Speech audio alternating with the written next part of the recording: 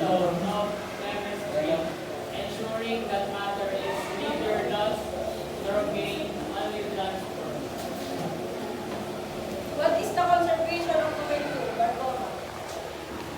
The law of conservation of momentum states that in a closed system that the total momentum of all objects remains constant unless acted upon by external forces.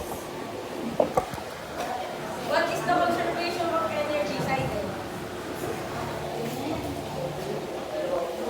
Conservation of energy is based on energy density, created or destroyed. It can only transfer from one medium to another, while the total energy in a closed system remains constant. They are reflecting the foundational idea because the mass remains constant